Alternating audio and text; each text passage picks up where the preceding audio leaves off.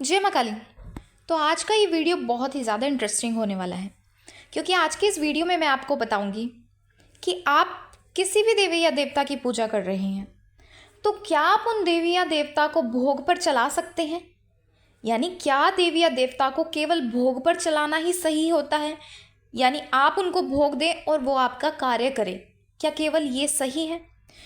क्योंकि एक भाई ने प्रश्न किया है, मैं उन भाई का नाम नहीं बताऊंगी कि कौन है, मैं आपको उनका कमेंट बता देती हूँ कि उन्होंने क्या कमेंट किया है। तो उनका प्रश्न था कि उनके एक भाई हैं, यानी जो उन्होंने कमेंट किया है मैं आपको वो बता देती हूँ कि मेरा भाई मेरे को बोलता है कि पूछा दे के दिखा, ये करके दिखा, वो करके दिखा, मेरे गुरु नहीं हैं, वो बार बार आजमाने की बात करता है, क्या करूँ? बाबा सबल सिंह जी को भोग पे चला दूँ? तो एक भाई है, उनके ऊपर सवारी आती होगी, तो उनके जो अन्य परिवार के सदस्य हैं वो उनको बार बार आजमाने का प्रयास करते हैं कि पूछा दे के दिखाए, ये करके दिखाए या वो करके दिखाए। हो सकता है आप में से भी कई सारे व्यक्तियों के साथ कुछ इसी प्रकार से होता होगा कि आपके ऊपर भी सवारी आती है और आपके जो परिवार के सदस्य होते हैं वो आपको बार बार आजमाने का प्रयास करते हैं, आपको बार बार कहते हैं कि पूछा दे, ये करके दिखा, वो करके दिखा। होता है जब कई व्यक्तियों में सवारी आती है तो उनके परिवार के सदस्य कुछ इसी प्रकार से करते हैं। लेकिन ऐसे में अगर जिस व्यक्ति के ऊपर सवारी आ रही है और उस व्यक्ति के गुरु नहीं है तो ऐसे में उस व्यक्ति के लिए बहुत ही ज़्यादा मुश्किल हो जाता है, क्योंकि शक्तियाँ, जैसे मैंने अपनी पिछली कई सारी वीडियोस में आपको बहुत ही अच्छे से समझाया है कि जो शक्तियाँ होती हैं, जब तक व्यक्ति का गुरु नहीं होता तब तक वो शक्तियाँ अपनी इच्छा अनुसार कार्य करती हैं। उनका जब दिल करता है वो जब आती है, उनका जब दिल करता है जब वो सवारी लेती है। और ऐसा नहीं होता कि जिस भगत के ऊपर सवारी आ रही है, जिस व्यक्ति के ऊपर सवारी आ रही है, उस व्यक्ति के पूर्ण रूप से कहे अनुसार ही वो शक्ति कार्य करेगी। तो इसीलिए ही ज़रूरी होता है कि जब व्यक्ति के ऊपर सवारी आए तो वो गुरु ज़रूर बनाए, क्योंकि गुरु ही शक्तियों को चलाते हैं, गुरु ही बताते हैं कि किस तरीके से शक्ति को चलाया जाता है, किस तरीके से शक्तियों से कार्य लिया जाता है, किस तरीके से शक्तियाँ कैसे कार्य करती हैं। तो ये सब कुछ आपको आपके गुरु ही बताते हैं। तो आज मैं आपको ये बताऊंगी कि क्या शक्तियों को भोग पर चलाना ही सही होता है या हम अन्य किसी तरीके से भी हम शक्तियों को चला सकते हैं।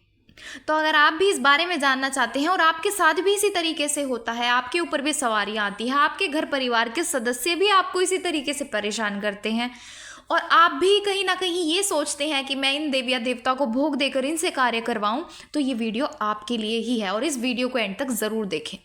और इसके साथ ही अगर आप हमारे चैनल पर नए हैं और हमारी वीडियो को पहली बार देख रहे हैं तो चैनल को सब्सक्राइब करना बिल्कुल भी ना भूलें, क्योंकि हमारे चैनल पर आपको इस प्रकार की जानकारियां मिलती रहेंगी। और इसके साथ ही अगर आपके मन में भी इसी तरीके के प्रश्न है, सवारी से लेकर या अन्य कोई भी प्रश्न है, तो हमें कमेंट में ज़रूर बताएं।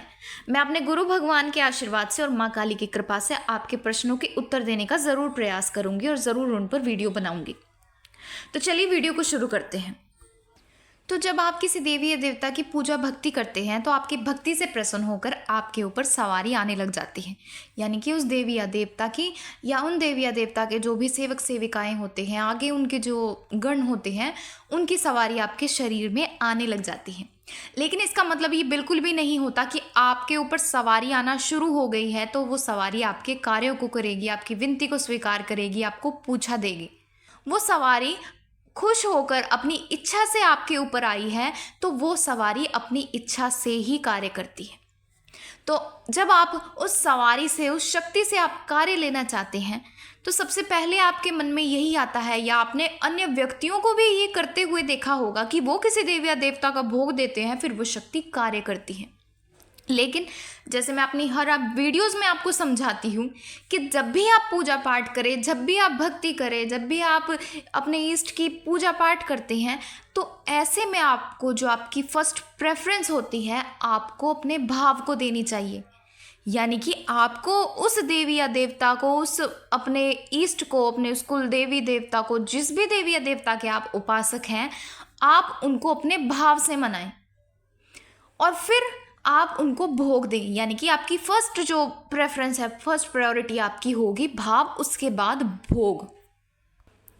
और ऐसा करना इसलिए ज़रूरी होता, और ऐसा मैं इसलिए कहती हूँ क्योंकि माना कि आप जब किसी शक्ति से कार्य लेते हैं चाहे वो शक्ति सकारात्मक है चाहे वो शक्ति नकारात्मक है। तो ऐसे में उस शक्ति को भोग ज़रूर दिया जाता है। लेकिन आप इस चीज़ को भी देखिए कि जब आप अपने इष्ट देवी देवता की आप भक्ति अपने पूरे भाव के साथ करते हैं, पूरी श्रद्धा के साथ करते हैं, आप समय समय पर उनको भोग देते हैं, यानी कि आपने समय का चुनाव किया हुआ है कि आप इस समय पर अपने इष्ट देवी देवता को भोग देंगे। जैसे हफ्ते में आप हर हफ्ते भोग देते हैं, आप हर महीने भोग देते हैं, और आप भाव के साथ भक्ति करते हैं, आप पूरी श्रद्धा विश्वास के साथ करते हैं। आपका अपने इष्ट के प्रति एक माँ वाला भाव है या एक पिता वाला भाव है।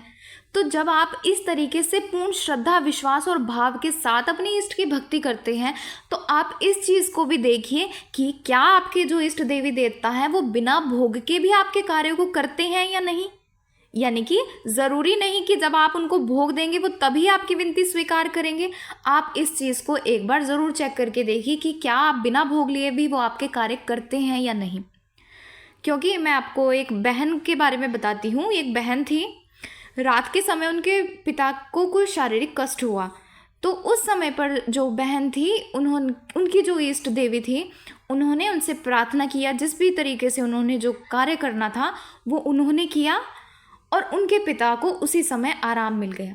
तो उस समय पर वो जो बहन थी उन्होंने उस जो उनकी इष्ट देवी या देवता जो भी थे उनका भोग नहीं दिया, उन्होंने केवल विनती की और जो भी उन्होंने कार्य करना था वो किया। तो ऐसे में उनके जो इष्ट थे उन्होंने उनकी विनती को स्वीकार करके उनके पिता को ठीक किया। तो इसीलिए आप केवल इसी चीज़ पर डिपेंड मत रहें कि हम भोग देंगे तभी वो देवी देवता कार्य करेंगे। जैसे मान लीजिए आपके घर में कोई छोटी मोटी समस्या है, कोई शारीरिक कष्ट है, आपका कोई काम नहीं बन रहा है, तो ऐसे में आप विनती भी तो करके देख सकते हैं। आप उनसे अरदास लगाएं, आप पूर्ण श्रद्धा विश्वास भाव के साथ उन्हें एक बार बोल कर तो देखिए, हो सकता है वो आपके बिना भोग लिए ही आपके कार्यों को करें। लेकिन जब कोई बड़ा कार्य होता है, मान लीजिए आप किसी का संकट उतार रही हैं, कोई ऐसा कार्य है जो आसानी से नहीं हो रहा है, तो उस समय पर आप उस देवी या देवता को भोग देकर आप उनसे कार्य करवा सकते हैं। लेकिन आप उस देवी या देवता पर आप ये ऑर्डर नहीं चला सकते या आप उनको आदेश नहीं दे सकते कि हम आपको भोग दे रहे हैं और आप इस कार्य को करें। सबसे पहला कार्य आपको यही करना है कि आप विनती करें। आप देखिए कि बिना भोग दिए भी आपके कार्य हो रहे हैं या नहीं। फिर उसके बाद आप भोग दें, यानी आप उस देवी या देवता को इस तरीके से भोग ना दें जैसे आप किसी को अपनी कंपनी में एम्प्लॉय रखते हैं या आप किसी को अपने घर में काम पर रखते हैं और फिर आप कहते हैं कि आप मेरा ये काम करेंगे तो मैं आपको ये सैलरी दूंगा या ये सब कुछ दूंगा। आपने उस देवी या देवता के साथ इस तरीके से नहीं करना है। आपको भोग हमेशा अपनी प्रसन्नता से देना चाहिए, यानी कि प्रसन्न होकर देना चाहिए। यानी जैसे मान लीजिए आपका कोई रिश्तेदार होता है या आपका कोई दोस्त होता है, सगा संबंधी होता है, वो जब आपके लिए कुछ बिना कही आपका कार्य कर देता है या कोई भी व्यक्ति आपके लिए कुछ कार्य करता है तो आपके मन में इच्छा होती है कि हाँ मैं इस व्यक्ति के लिए भी कुछ करूं। तो इसी तरीके से आपने उस देवी या देवता को भोग, ना कि इस तरीके से कि आप मेरे इस कार्य को जाकर करें फिर मैं आपको ये भोग दूंगा। आपने अपनी प्रसन्नता के साथ भोग देना है, अपने भाव के साथ भोग लगाएं। और इसके साथ ही मान लीजिए अगर आप किसी देवी या देवता की पूजा करते हैं, यानी कि जो आपके इष्ट हैं, अगर आप उस इष्ट का हर हफ्ते भोग देते हैं, जैसे मैं अपनी वीडियोस में बताती हूँ कि जो भी आपकी इष्ट है आप उनका हर हफ्ते भोग ज़रूर दें। जो भी आपके इष्ट का मेन दिन होता है, जैसे माँ कालिका का शनिवार है, तो इसी तरीके से सभी देवी देवताओं के एक दिन होते हैं, हफ्ते में उनका दिन ज़रूर आता है। तो उस दिन हर हफ्ते आप कोशिश करें कि अपने इष्ट देवी या देवता का अग्नि में भोग ज़रूर दें।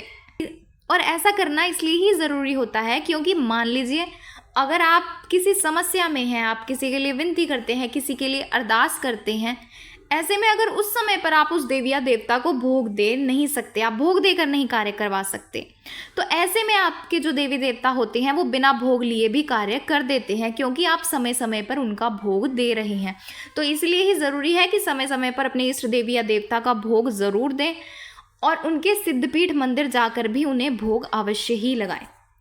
तो इस तरीके से थी आज की जानकारी। तो अगर आपको जानकारी पसंद आई है तो वीडियो को लाइक करें, ज़्यादा से ज़्यादा लोगों तक शेयर करें। तो चलिए मिलते हैं अगले वीडियो में कुछ नई जानकारी के साथ। जय माता।